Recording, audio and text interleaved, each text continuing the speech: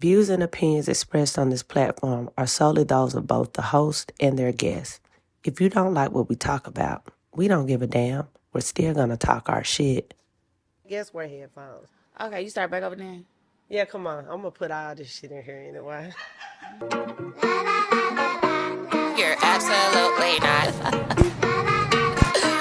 You're absolutely not. Absolutely not. Absolutely not. I asked around in your city, nobody knew who you was. All the capping you was doing, it didn't get you no buzz. Hey everyone, I'm Tyler B. This T. McKinney. And welcome back to Manifesting in the City. So today our special guest is Dr. Dee. Hello.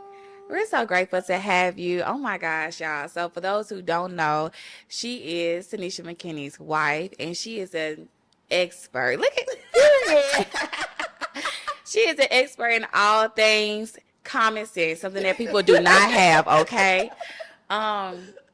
Dr. Dee. So let's just get straight into it. So today I just really wanted to dive into like lesbian relationships, seriousness. You know, I always see like couples always celebrating, oh, it's our 15th anniversary, 6-year anniversary, and they don't have a ring on their finger. Why do you feel like marriage is not really a big discussion in like the lesbian community? Ooh.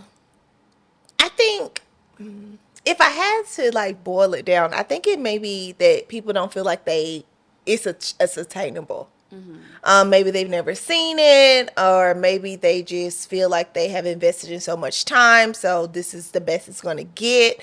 And so I think that may be the reason why. I think, like, you know, we talk a lot about, especially within the LGBTQ community, about visibility, representation. And if you're not seeing that, then, Yeah. Right. you know, Right. how is that going to be something that I know that can happen? Especially, you know, in the Black community, we have, I'm pretty sure everybody can say they have at least one aunt that has been in a relationship with so-and-so for X amount of years, has never been married. Right.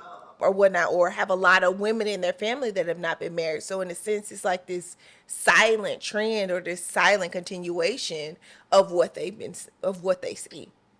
Yeah, that makes plenty of sense. It does. I mean, I guess because also I feel like the other demographic, well, aka white people, you know, they are brought up to marry. You know, like once they get out of high school, they pretty much with their high school sweetheart or their college sweetheart, they're taught stability. The man must take care of the wife. Even when I look at the white kind of lesbian demographic, they still take on those masculine traits that, you know, that they saw in their, you know, their stable household, opposed to, well, you know what, I don't want to put in saying like all black households don't have a dad and you know, don't have a father figure, but it just seems like that demographic is raised more on what they call like morals and values, and Or like traditional values or whatever, opposed to us. It's just like if you get a man that's half-ass decent or a woman that's half-ass decent, hold on to him. And I think that's kind of like that stereotype that we have, and it's just gone down from generation to generation, even in our, you know, even in our community, as far as women. Oh, well, you know, she does enough, you know. Yeah. She might have cheated 500 times, but I mean, she holds it down everywhere else. You know, specifically in Memphis, because, you know, that's where we are. It's just like, I just see a lot of couples with longevity. So I can definitely say like lesbian couples, they gonna see it through. They gonna see it through to the gristle. But it's just like, it's just now becoming a thing where like, oh, like, let's get married, let's have a wedding. So we know I started dating a woman back in 2015. So that's when I first started dating women. And 2015 was the year that like same-sex couples were able to get married like officially. Right. So, you know, I also think that may have like held it back because, like you said, like people really don't see it like that. And plus, it's still pretty new, which is crazy because That's Yeah, just like saying a black and 2015 white was. person came in. There wasn't that far. It was Yeah. 2015 where, Yeah. yeah, because I remember between women coming out and, Rhonda was on that thing. Like, okay, what's up, Dred? Like, We need to get married or whatever. I remember that, I and I don't was think just you like, watched Between Women. I didn't. oh my gosh, girl. We gonna She have gonna to- have to watch it. Yeah, we My have to- first LGBTQ series was City Limits. What? That's crazy. Yeah, we're gonna have to put you on game. We got to put you on game for real. Because that's a love story for a But different Between time. Women, like you know how you like the original. You like to get invested in shows. That's a good like. You would love it. They got some seasons for you too. Yeah. Me But and like, Tico. Yeah. I'm gonna definitely see the link when it's over, but it's just definitely like, since 2015 we really haven't just seen a lot. And so when I think back at like the dynamics of relationships, do you even think that normally, like with like mental health in lesbian relationships here, like do you think like it can even last? Because even the couples that I see getting married aren't even together no more, but y'all was already together for 10 years, and now that you got married, you get divorced in 1 year. Like, why is that? You know what I'm saying? What makes that a big difference? When I used to wonder that too. I remember having this conversation with my dad about like, why is it that couples be together for so long, they get married, and then it's like they can't make it over the hill. And my dad used to say, well, people feel like they have to act married. Like whatever that means. And I think that has always kind of like stuck with me of like obviously this was a conversation before I even knew who Tanisha was, but it was more so of like continual things that I was doing with my partner even after we got married. Right. And so I think like if we think about that, but then also like I don't want to say marriage is hard, but It definitely isn't. it's hard. It isn't. Oh, okay. Definitely. But it's a different type of mentality that you have to go into it. Certain things are different. Like I wake up to you. Like if something were to happen to you, I make the final decision. Like, it's a lot of things that come with it. But then we also have to think sometimes people propose as I think like TikTok calls it like a shut up ring. Of like, and so it's more or so keep you from leaving me ring. Exactly. Extension of this playing ring. And be Exactly. engaged for 100 more years. Yeah. And Exactly. Right. So in a sense, when you think of all of that, it's a lot to kind of like that is, influencing how people have relationships. Yeah. Dang. Yeah, because a lot of people do play married. Like my wife, nigga. All the time. Y'all ain't even engaged. I'm thinking folks married, but y'all only been together for 2 years. Right, baby. But don't and take it then my serious. wife, like, and you haven't even proposed.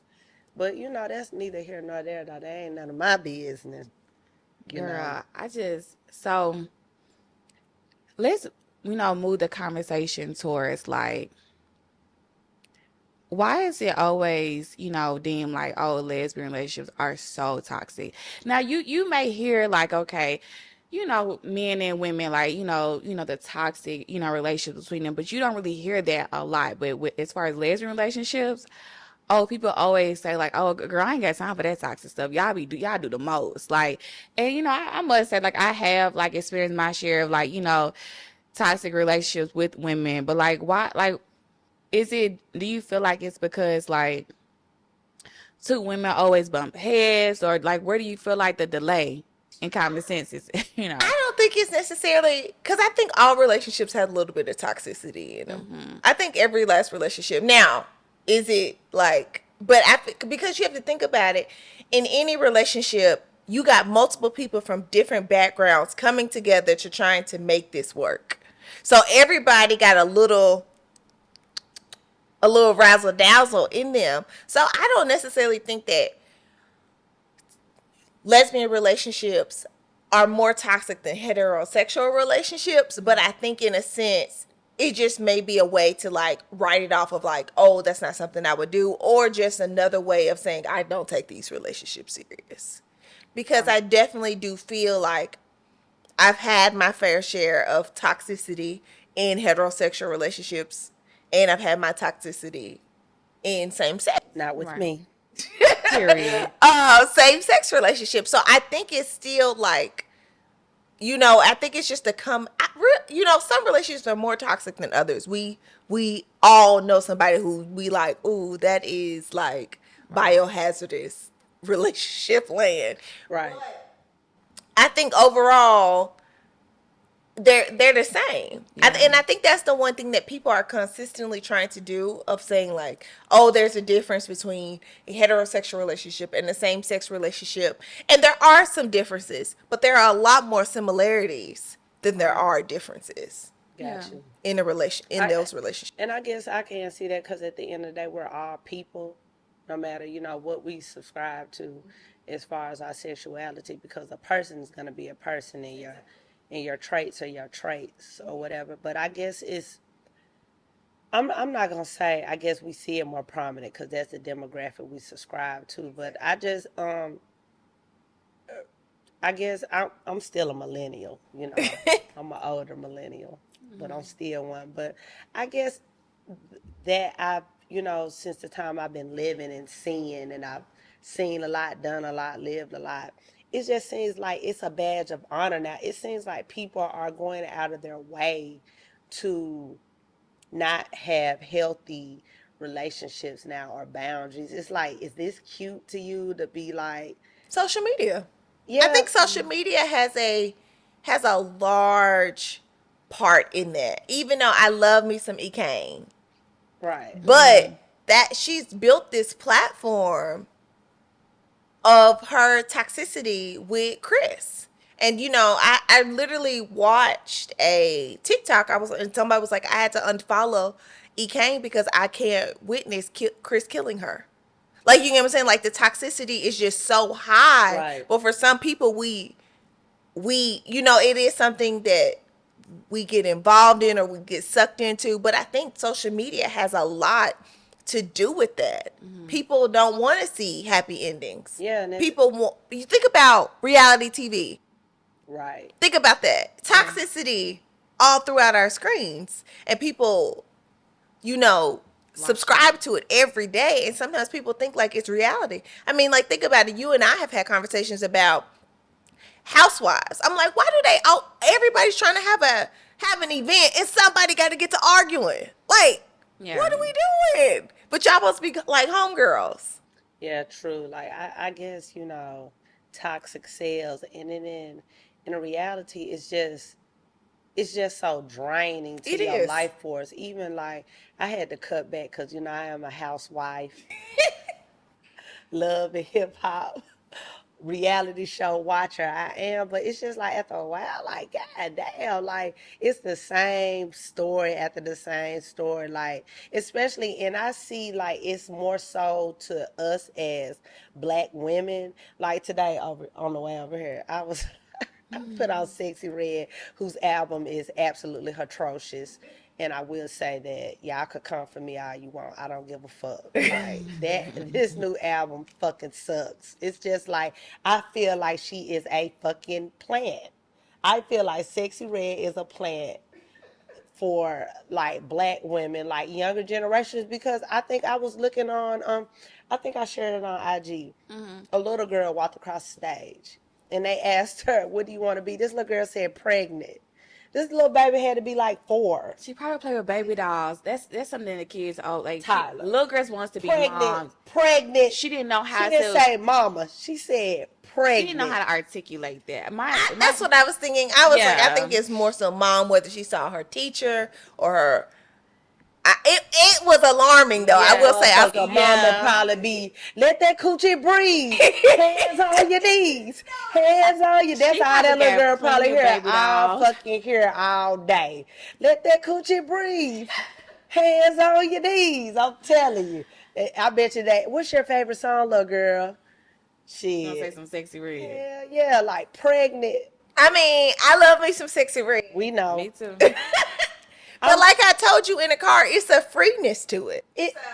Yeah. Think about, like, as a professional, I have to be a certain way. Even, especially when I was practicing in Memphis, like, I had to be like, oh, let's pray I don't see a client today, or like those are things not necessarily at the forefront of my mind, but they're like ruminating in my mind, because Memphis and the black community is Very. very small. So even thinking about like, oh, if I turn up with my friends and at a birthday party at Love, am I gonna see a client?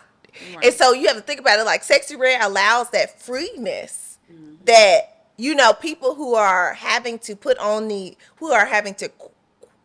of like dim themselves down in a sense. And I get that. In the corporate world. And I get that though. Don't get me wrong, because I feel like it is adult music. But you got to think about the spillover to kids. And it's just like, Sexy Red don't even be talking about shit. Like, Suki, don't get me wrong, they entertain. But Coochie Scratch, you ain't even got to spit on the coochie. It's already wet. Like, bruh, like. That's a bar. Bars. Like, you know what it's real like, life. It is, I mean, it is. It's just like, and I'm not saying like I'm the most modest person, because I'm not. It's just like it's getting utterly ridiculous. Like, I guess because I'm so much of a '90s R&B type girl. It's like, bro, what the fuck? And I guess it's the fact and that she married her total opposite. Right, and I guess I feel as well too. Thank you, sis. No alcohol.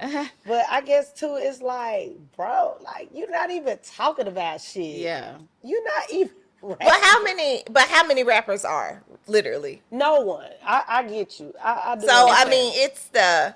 And for the ones that are they really? They might be popping to us, but not as popping as these ratchet artists like Rhapsody, Chica. Like, these are people that they got some shit to say.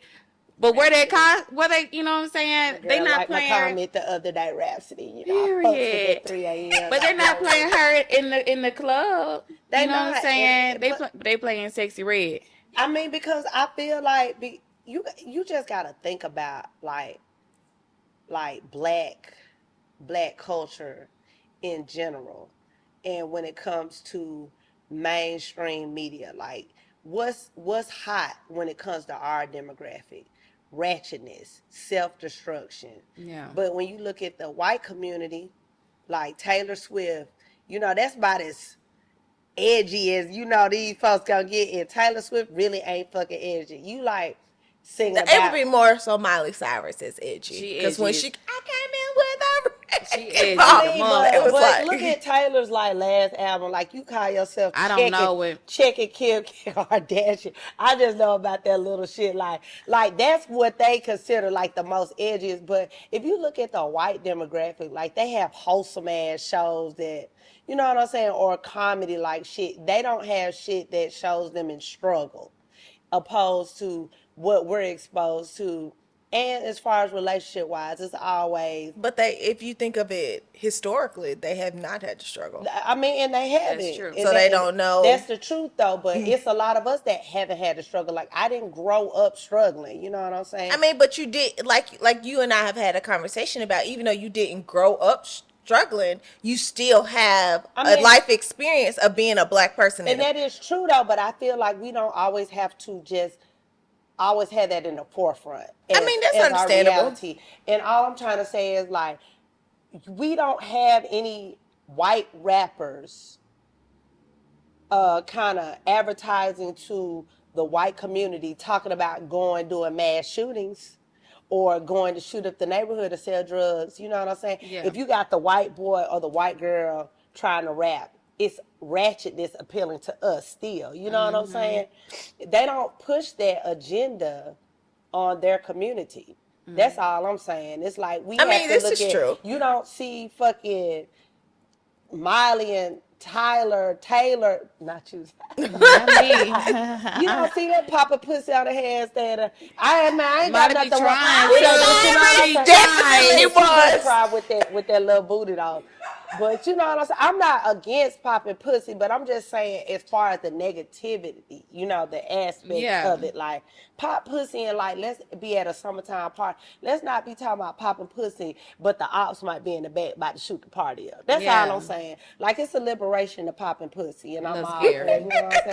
Our African women been popping pussy bouncing ass in the Right. crowd. Okay, You know, dollar bill. that's Okay. you hear me? That's our dance. You know, Right. booty That's shaking true. that come from us. You know what I'm saying? I'm not against that, but I'm against the if you gonna be doing that, why I gotta be niggas in the background? You hoping don't shoot the party up. You know what I'm Yeah. saying? What like you got to think about. Like the epitome of good summertime music, I always think about "Summertime" by Will Smith. Oh You know how Summer, like yeah. summer, the It feels very summertime, you know, free it was like and free. very Like I safe. want that back. I want that feeling back. I don't want the summertime anthem to be about niggas not killing nobody or shooting a party up. Yeah. Like that's what I want back for our people. That type of freeness, that '90s free, that freaknik freedom. But I think that the thing about it is that goes back to like these younger generations and parenting. Yeah.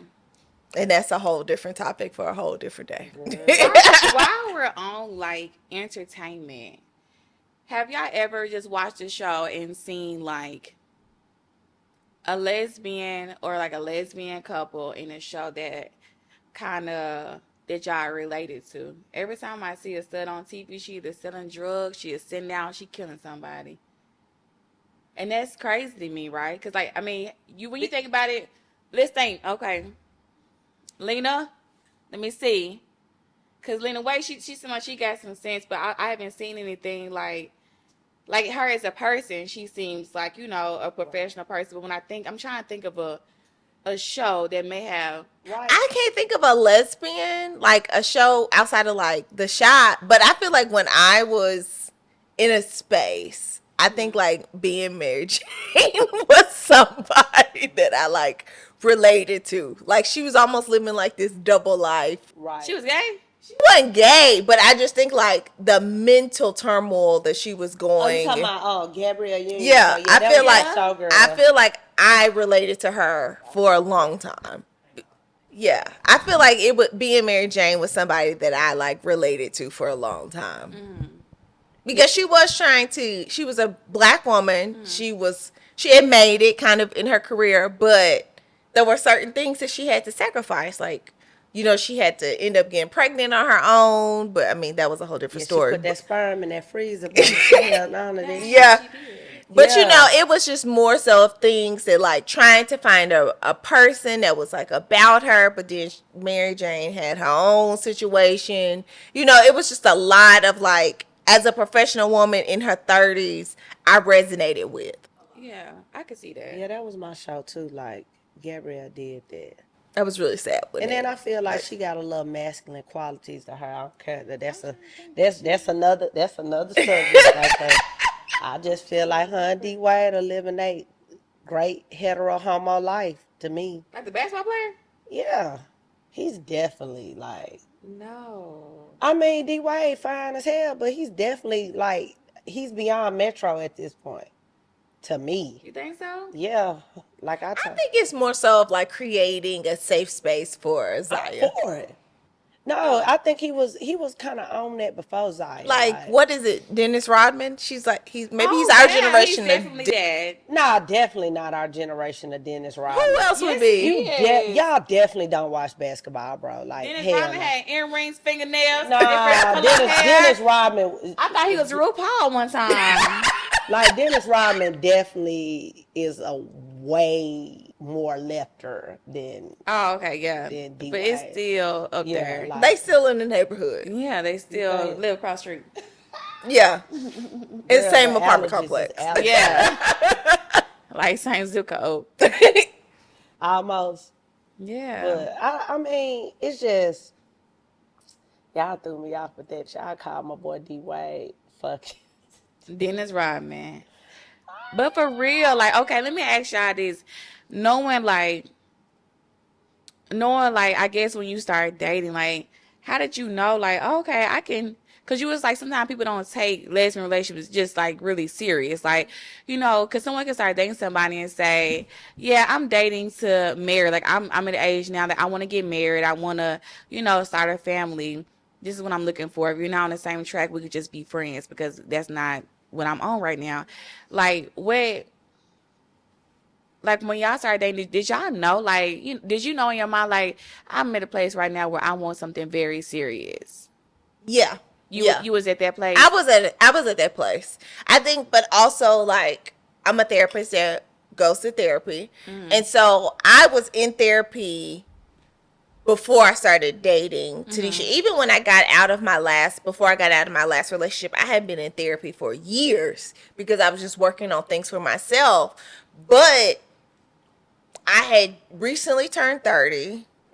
And it was just more so of like I had to work on having boundaries. Because I know that was like one thing that you talked about. Like people don't be having boundaries. People just be living in a biohazardous. Right. And so I really had to be okay with having boundaries and stand on them. Like I am a very giver. I'm the eldest child on my mom's side. So I naturally will be like, okay, like I'm gonna give people another shot. But I had to start being like 10 toes down. Yeah. So when I was going on dates, like when I turned 30, it was like the year of the pandemic. So I was like talking to this dude. I was talking to a couple of dudes at the time.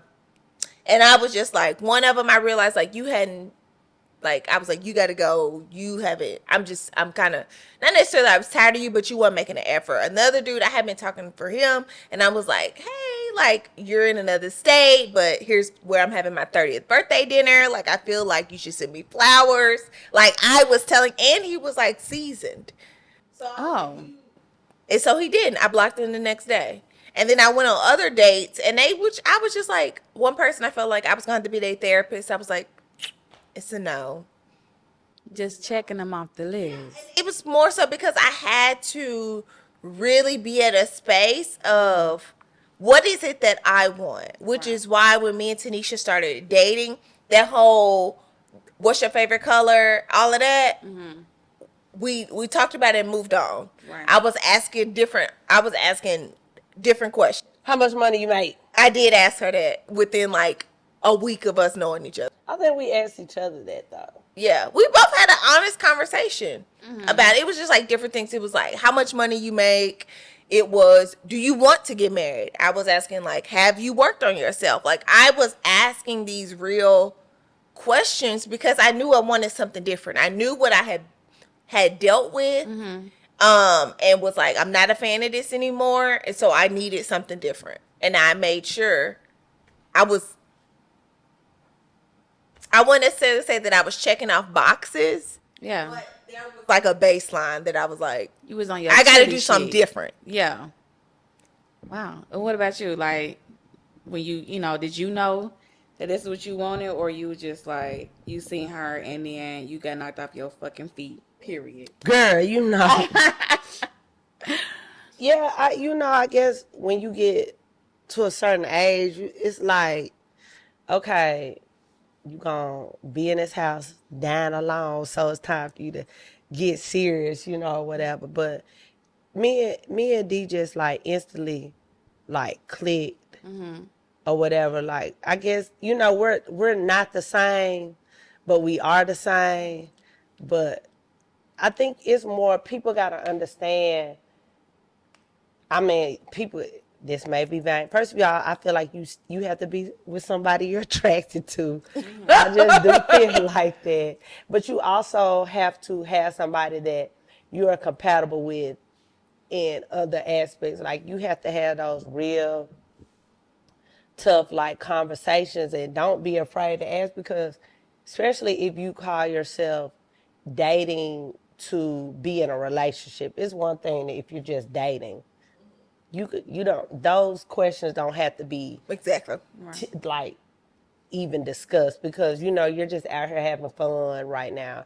But if you're dating to be in a serious relationship, I feel like those are things that have to be asked, but you have to make sure that's the space you're in, because sometimes I think people start to date and they don't really know where they are, and then like the lines get blurred or whatever. So I think it comes down to a point like you have to have a real conversation with yourself first of all. Like, is this something I'm ready to do? Am I ready to go ahead and put myself out there to be serious, or do I need to play a little more? Because it's okay to play. It's It okay is very much so. It's okay to be out here seeing multiple people, because how else will you know what you want if you're not dating multiple people? And I just think people, like I said, put these nuances on things, and oh, you a hoe, you out there. No, you're Yeah. not. No, you're not. Niggas do it Be all a the time. hoe. Be a hoe. Be Hoe out in the activation. streets. Man, Well, don't be a hoe. Just have hoe tendencies. let Yeah. that coochie breathe. Let that coochie breathe. Hands on your knees. You know what I saw recently? I love Glamazante and her vlogs. And the vlog that she uploaded just like a couple of days ago, she had like, she's already said that she's like dating. And so at the beginning of the vlog, she went to go see the one of the girls that she was dating, and that we see in her vlogs multiple times. And then towards the end, she was getting ready like for someone's birthday, setting it up real nice, expensive gifts. When the girl walked through the door, it wasn't the same girl at the beginning of the video. And so everybody in the comments like, hold on, this ain't the same boo we just seen. Yeah, and that's And okay. it is, and it was another girl, and she explained like she was dating her too, and she did something for her birthday, and they've been dating like for a while, and they both know like she's dating right now. And I thought that was so cool, because at the end of the day, like, it's like people act like, especially in lesbian relationships, you start talking to one person, okay, day two, you supposed to be tied down Yeah, to we them. date, we like, and We that's go together, and it's just like, don't do that. And it's like, and if you're not, it's like, oh, she a hoe, she for everybody, when at the end of the day, it's just kind of like what she put in her vlog was, you're not gonna slut shame me, hoe shame me. I'm dating multiple people, and I'm a vlogger, so I'm vlogging my life, so it's, and it's, yeah. And I think the thing about it is you have to be honest with people. That's the thing. People don't want to be honest that I'm dating multiple people. Right. But I think also when you're dating, you got to remind yourself that you're dating. Now, if you want to true. start being in a relationship, your dating practices need to shift to do that. But I think in a sense, like, you have to be honest. Like, for her to have both of these individuals on her blog, they both know about each other. Right. And it doesn't necessarily mean that everybody, all your boos have to know about each other, but for hers, that there's more so of like a public stance, like they need to know. But everybody needs to know, like, everybody's drawing a number. yeah. Yeah. I may call you, I may not. But I think that's the thing about it is, and I think a lot of it is because a lot of people don't want relationships. They want situationships. And I feel like Okay. that's okay. And it if is. you are expressing this is what you want, but people need to know the limitations and the boundaries of the situationships. This is a situation. You know what I'm saying? And I think that's where the what how can I say this? The Audacity. I Because don't think, but is it audacity? I think you. Okay, let me say this: in situationships, you do have to do temperature checks from time to time. for You do. sure. Like, so let's see where we are. Okay, this situationship. Oh shit. Okay, this 3 months into the situation. Let's temperature check. How do you feel? Are you are you dating other people too? Are you Still. you know what I'm saying? Right. But you got to think about it though. Like in situationships, you got to make sure y'all are on and that's the difficulties I feel of situationship. At all times, you have to stay on level playing field, because say one person is dating multiple people, but you are the top one of the situationship. Are you dating multiple people too? Because if one isn't and one is, that's when those jealousy feelings come Yeah. in. All that little, oh, so you out with the next motherfucking shit. Oh, wait, For a hold up. fact. Hold up. Or Now, I feel like sometimes people want relationships, but they feel like they can't get them with that person, so they'll take whatever. They'll take whatever. And that's I not think that's a cool. lot of things with, It- like, within the Black community, we have this like scarcity mindset. Yeah. And not this mindset of abundance. And I Yeah. feel like that gets us in a lot of different situations. Because I'm not going to lie, I had that. When I was younger, I definitely had a scarcity mindset of like, oh, this is the best I'm gonna get. So let me just take it, which is why I need to take my black ass to therapy and regroup and get some things kind of clicking together. You know what, Dr. D, when I was saying like audacity, I meant like Dr. D. When I say audacity, it's like, okay, for someone who, like, just to say, for example, we're, dating somebody, right? Okay, let's do a temperature check. I like you. I am dating multiple people, but I will move forward in a relationship with you if you're interested. And they say, oh, no, I don't want to date other people either, but I don't want a relationship right now. Okay, well, I'm going to go back to, thank you for that. I'm going to go back to dating other people. You know what I'm saying? And then it goes into, well, I don't see a reason for you to date other people. If we're dating each other, that's what I mean. That's audacity. So like you said, temperature check. Yeah. You don't want a relationship. I asked, okay, cool. Well, I'm going to go date other people. Just, letting you know. But it's the audacity to feel like, well, I don't feel like you should date other people because you have me. But do I really if we're not in a relationship? But then, wait a minute, y'all. Your favorite thing is to say why we need a title. Oh, Dr. D, I was just gonna say, here they go, y'all. But what the title gonna change? Bitch, a lie, hoe. See, I have to come out the buffet. A lot, bitch. But see, that's what I'm saying now. This is where the boundaries come in. This is where my boundary. Okay, I express to you what I like. Mm-hmm. I feel like I'm willing to cut off all my other things for you, and you're not. But I think the biggest thing is people don't have boundaries. They don't. But hang on, babe. Listen. Guest. Okay, babe. Hang on, guest. Hang on, special guest. No, I feel like, though, not to cut you off, but I just feel like, in a sense, you got to respect their honesty. Yeah. But then, you know where you're true, but you know where your feelings are. I think that's the time, well, hey, I got to drop you from my top 3. You need to move on. You need to add somebody to rotation. No, you need to be gone up at the rotation. Well, I used to tell when I was working with clients I had a client who was like recently divorced and wanted to get back in the dating scene. I kept saying, you need a roster.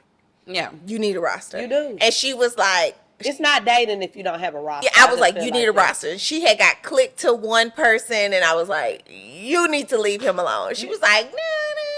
And I was like, you need to leave him alone. I was like, or you need to add somebody to your roster because you're spending too much time with him.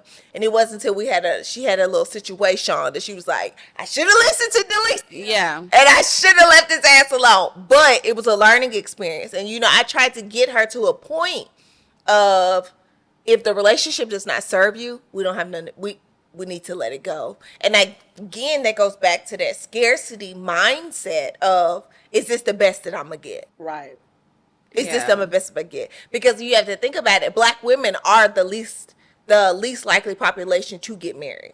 Even black men surpassed us. And then the more education you have, you're more likely to not be married. So you have to think about the statistics are already against us in knowing that. And I think, too, because it's the agenda of, oh, I don't need nobody. I don't need a man. I don't need you know what I'm saying? I don't think it's that. I really do. I really feel like the mentality the agenda pushed towards black women is that you don't need anyone. Is it an agenda or is it a coping skill? I think it is an agenda, and I'll give it a both. I'll do a 50-50. Because if you even think back towards little history, the Willie Lynch letter, take the black man at the house, basically, separate the black man from the family aspect. It was, even though it was written back in the day, it's manifested into now's generation. So it worked to take the black man or the masculine presenting or the provider, out of the household. So the black woman, because if you think about how black women grow up opposed to white women, I haven't done the statistics on it. This is just off of eyeball and shit. You know what I'm saying? Bridgerton. Lived experience. Come on. Thank you. They want to get married. Like, white women get married. Yeah. They get married. They have Chad and Zach wifing them up, even if y'all live in a trailer, y'all are together. Mm-hmm. You know what I'm saying? Opposed to Shaniqua in the hood without her baby daddy. You see what I'm saying? Mm-hmm. Chad gonna stick it out with Kate Right. in the trailer. And Shaniqua and Taquan, they ain't gonna stick it out with, you know what I'm saying? He gonna Right. be out in the street with multiple baby daddies, and she gonna be. But I think it goes back to how people see black women. But They it's don't how we see. see ourselves. But we see But ourselves in that same I mean, mindset. which is why, again, That's it why- goes back to that scarcity, because if we see ourselves as, this is the best that I'm gonna get, and then if it's necessarily of, the world does not value me, But that's it's what I'm very saying. easy to get in that mindset. And then if I don't see anybody else around me I'm not gonna marry nobody. getting married, this is it. Me being with Daquan, and I got 5 kids by him, this is it. But he out here with 5 kids. And then got 2 kids by Shaquita. Yeah, but see, that's what I'm saying. And then that's why I'm so big on agenda-based things, like what I don't Sexy think- Red is out here promoting. I'm just being for real. I don't want to But say but that you it's gotta look at, you just said that, you gotta look at the shit. Like, it's all full circle to kind of what I'm saying. It's like, you got, like you said earlier, social media is prevalent more than anything. yes. So if you have this popular rapper talking about, my coochie good, I got 3 baby daddies. She got 2. Nah, but you know the song we Yeah. just heard though.